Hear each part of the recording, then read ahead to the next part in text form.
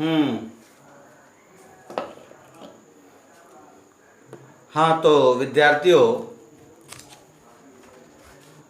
आज हम आपके सामने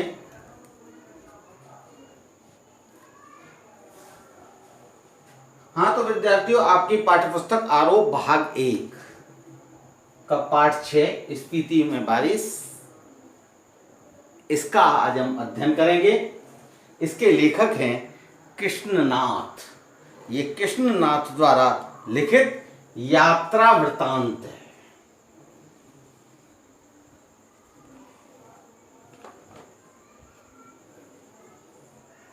सर्वप्रथम यहां हम लेखक का परिचय समझते हैं, जानते हैं, जानना चाहते हैं।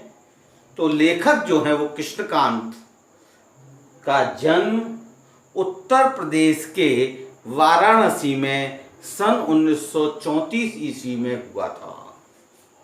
इन्होंने काशी हिंदू विश्वविद्यालय से अर्थशास्त्र में एमए की उपाधि प्राप्त की थी। इसके बाद इनका झुकाव समाजवादी आंदोलन और बौद्ध दर्शन की ओर हो गया। बौद्ध दर्शन में इनकी गहरी पैठ है। वे अर्थशास्त्र के विद्वान हैं और काशी विद्यापीठ में इसी विषय के प्रोफेसर भी रहे हैं।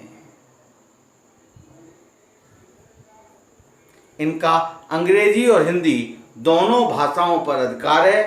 वे दोनों भाषाओं की पत्रकारिता से जुड़े रहे।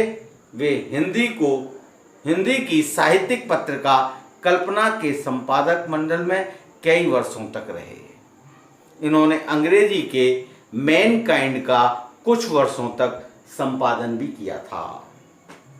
ये राजनीति, पत्रकारिता और अध्यापन की प्रक्रिया से बौद्ध दर्शन की ओर मुड़े थे।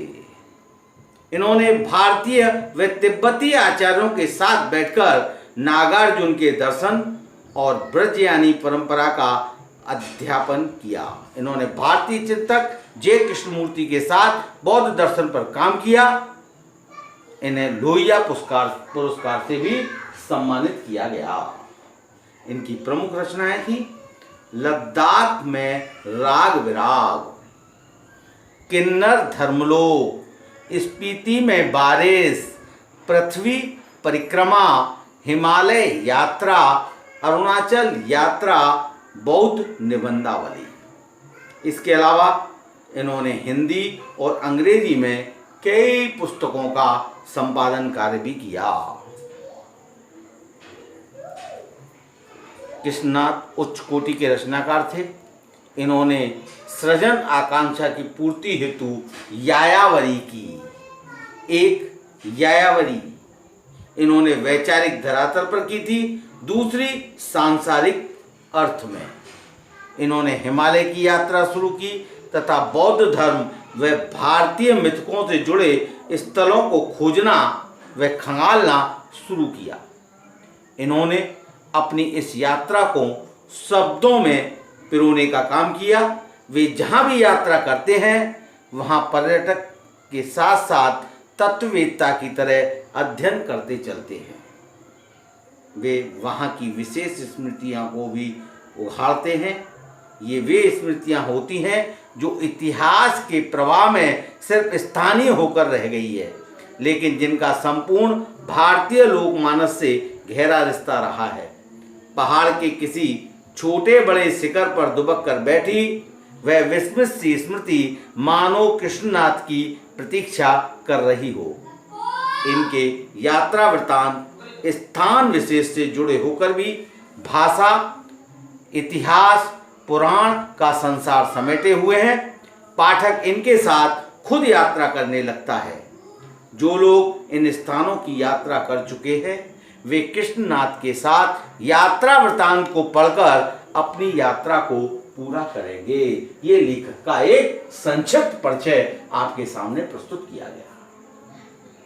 इसके बाद में आता है पाठ स्पीति में बारिश, इसका एक परिचय है। स्पीति में बारिश एक यात्रा वृतांत है। स्पीति हिमालय के मध्य में स्थित है। यह स्थान अपनी भौगोलिक एवं प्राकृतिक विशेषताओं के कारण अन्य पर्वतीय स्थलों से भिन्न है। लेखक ने यहाँ की जनसंख्या, ऋतु, फसल, जलवायु व भूगोल का वर्णन किया है। ये एक दूसरे से संबंधित हैं। उन्होंने दुर्गम क्षेत्र स्पीति में रहने वाले लोगों के कठिनाई भरे जीवन का भी वर्णन किया है। कुछ युवा पर्यटकों का पहुंचना स्पीति के पर्यावरण को बदल सकता है। ठंडे रेगिस्तान जैसे स्पीति के लिए उनका आना वहां बूंदों भरा एक सुखद संयोग बन सकता है। ये एक पाठ का संक्षिप्त परिचय आपके सामने प्रस्तुत किया गया। अब पाठ को हमने कुछ मुख्य बिंदुओं में बांधा है। जो स्पीति में बारिश है उसको कुछ 8 बिंदुओं में हमने बांध रखा है। पहला बिंदु, स्पीति का ऐतिहासिक महत्व न होना। दूसरा, स्पीति की जनसंख्या व शासन। तीसरा, स्पीति की भौगोलिक स्थिति। चौथा, स्पीति के पहाड़। पांचवा, ऋतुएं। छठा, मानसून। सातवां, फसल। और आठवां, वर्षा, यहां एक घटना। ये 8 बिंदु में हमने इस पाठ को बांट रखा है। स्पीति का ऐतिहासिक महत्व न होना। लेखक बताता है कि हिमाचल प्रदेश के लाहौल स्पीति जिले की तहसील स्पीति है। ऊंचे दर्रों व कठिन रास्तों के कारण इतिहास में इसका नाम कम ही है। आजकल संचार के आधुनिक साधनों में वायरलेस के जरिए ही केलंग व काजा के बीच संबंध रहता है। केलंग के बादशाह को हमेशा अवज्ञा या बगावत का डर रहता है। ये क्षेत्र प्राय स्वायत्त रहा है, चाहे कोई भी राजा रहा हो। इसका कारण यहाँ का भूगोल है। भूगोल ही इसकी रक्षा तथा संहार करता है। इसके राजा का हरकारा आता था तो उसके आने पर तक अल्प बसंत बीत जाता था। जोरावर सिंह हमले के समय स्पीति के लोग घर छोड़कर भाग गए थे। उसने यहाँ के घरों और विहारों को लूटा था। यह प्रतिकार शायद स्पीति की सुरक्षा की पद्धति है। स्पीति की जनसंख्या, स्पीति की जनसंख्या व शासन। स्पीति की जनसंख्या लाहौल से कम है। स्पीति में जनसंख्या लाहौल से कम है। 1901 की जनगणना के अनुसार 3231 रही है। 1971 की जनगणना के अनुसार 7196 है। इसका क्षेत्रफल मुझे 1971 की जनगणना में लाहौल के साथ जोड़कर मिला है, जो 12,015 वर्ग किलोमीटर है। ये 2002 की गणना के अनुसार है। ये आंकड़े 2002 की गणना के अनुसार है। स्पीति का अलग क्षेत्र नहीं दिया गया। इंपीरियल गजेटियर ऑक्सफोर्ड 1908 खंड 23 के अनुसार ये क्षेत्रफल 2155 वर्ग मील है। इस तरह स्पीति की जनसंख्या प्रति वर्ग मील 4 से भी कम है। 1901 में ये प्रति वर्ग मील 2 से भी कम थी। 2 से भी कम थी।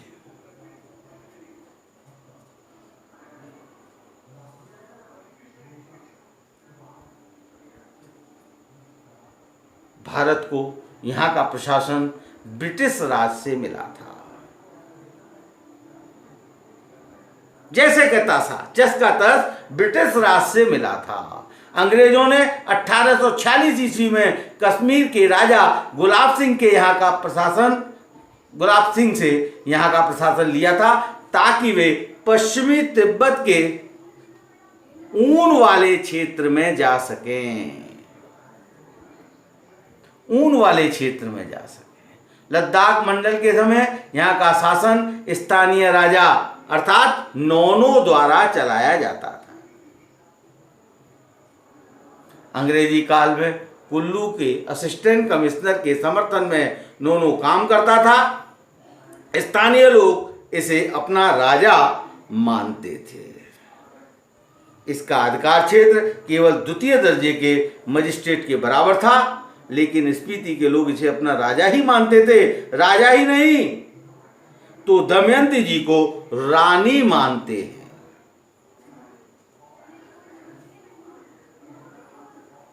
1873 ईस्वी में स्पीति रेगुलेशन पास हुआ, जिसके तहत लाहौल और स्पीति को विशेष दर्जा दिया गया। यहाँ पर अन्य कानून लागू नहीं होते थे। यहाँ के नौनों को मालगुजारी इकट्ठा करने तथा छोटे छोटे फौजदारी के मुकदमों का फैसला करने का अधिकार दिया गया। उससे ऊपर के मामले वह कमिश्नर के पास भेज देता था। 1906 में इस क्षेत्र को पंजाब राज्य में तथा 1966 में हिमाचल प्रदेश बनने के बाद राज्य के उत्तरी छोर का जिला बनाया गया।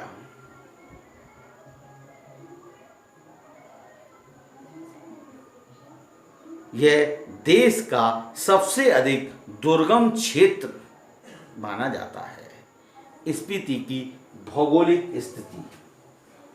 अगला बिंदु आता है स्पीति 31.42 और 32.29 अक्षांश उत्तर और 77.26 और 78.42 पूर्व देशांतर के बीच स्थित है। ये चारों ओर से ऊंचे ऊंचे पहाड़ों का कैदी है।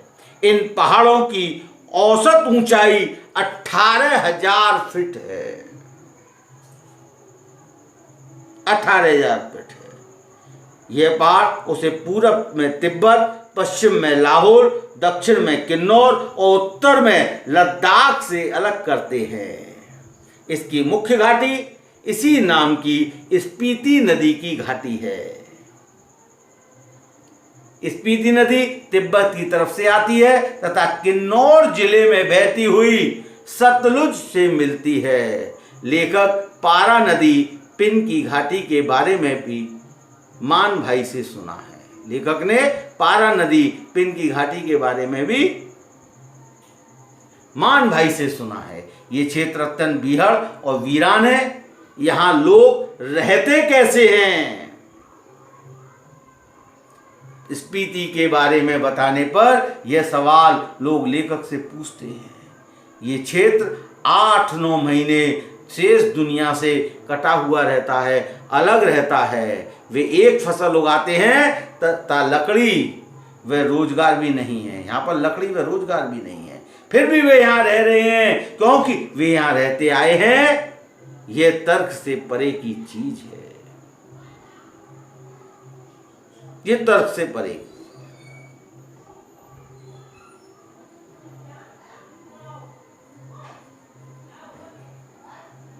स्पीति के पहाड़। अगला बिंदु आता है स्पीति के पहाड़।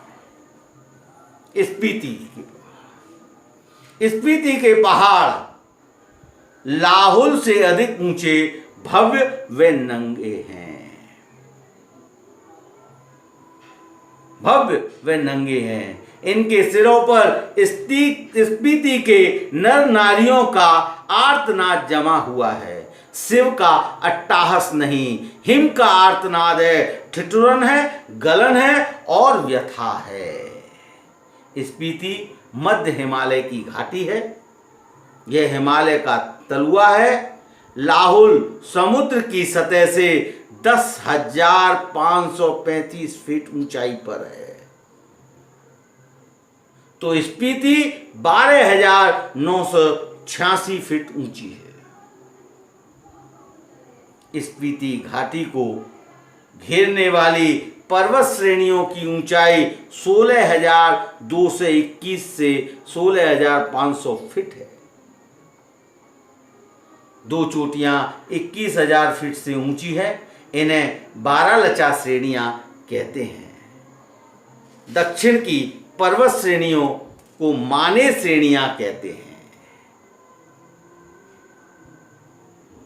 शायद बौद्ध के माने मंत्रों के नाम पर इनका नामकरण किया गया हो। बौद्धों का बीज मंत्र ओम मणि पद्मे हूं है। इसे संक्षेप में माने कहते हैं।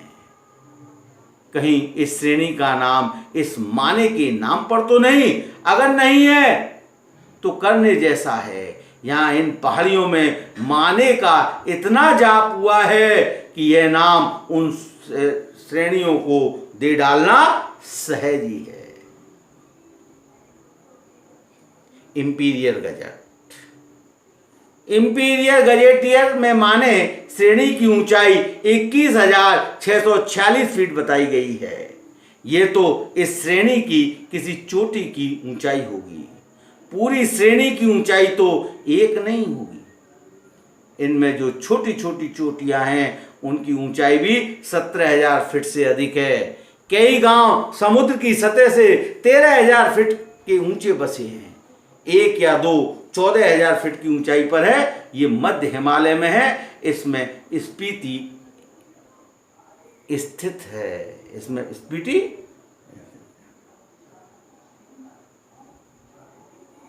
स्पीति के पार बाह्य हिमालय दिखता है।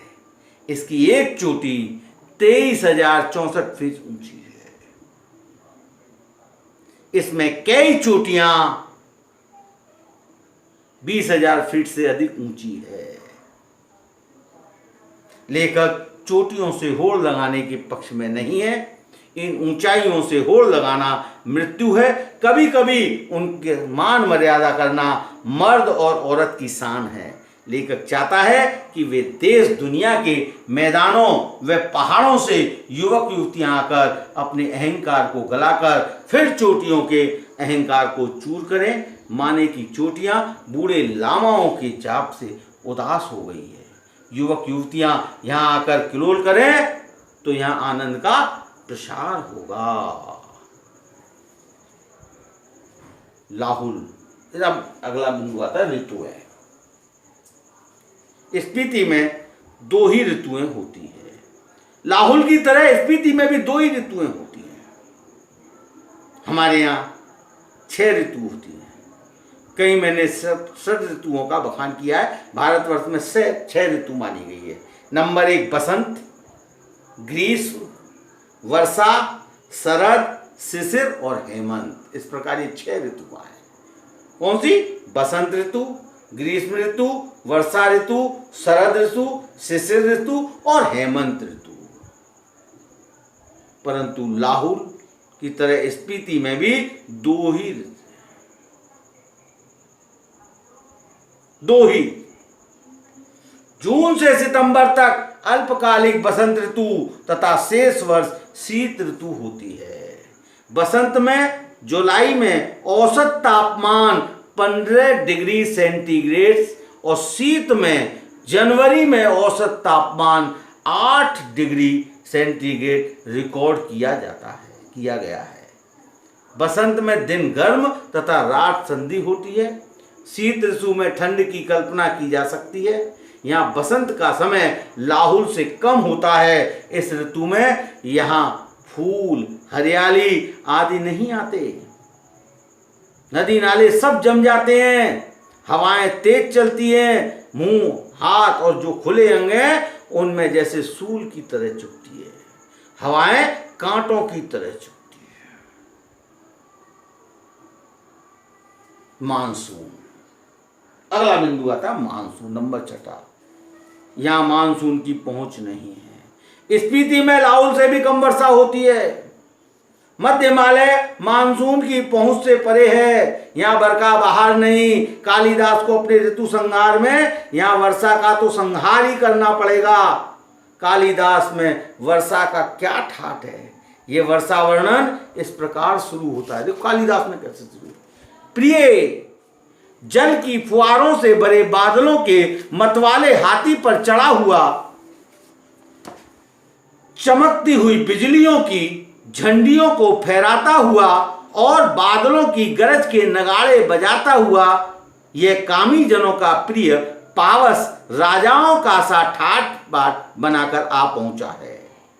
यह पावस यहां नहीं पहुंचा, स्पीति में नहीं पहुंचा। कालिदास की वर्षा की शोभा विंध्याचल में है, हिमालय की इन मध्य घाटियों में नहीं। हिमालय की मध्य घाटियों में नहीं। मैं नहीं जानता कि इसका लालित लाहुल स्पीति के नर नारी समझ भी पाएंगे या नहीं। वर्षा उनके संवेदन का अंग नहीं है। वह ये जानते नहीं कि बरसात में नदियां बहती हैं, बादल बरसते हैं, मस्त हाथी चिगाड़ते हैं, जंगल हरे भरे हो जाते हैं, अपने प्यारों से बिछड़ी हुई स्त्रियां रोती कलपती हैं, मोर नाचते हैं और बंदर चुप मारकर गुफाओं में जा। अगर कालिदास यहां आकर कहे कि आपने बहुत से सुंदर गुणों से सुहानी लगने वाली स्त्रियों का जी खिलाने वाली पेड़ों की टहनियों और बेलों की सच्ची सखी तथा सभी जीवों का प्राण बनी वर्षा ऋतु आपके मन की सब साधें पूरी करे, तो शायद स्पीति के नर नारी यही पूछेंगे कि यह देवता कौन है, कहां रहता है, यहां क्यों नहीं आता।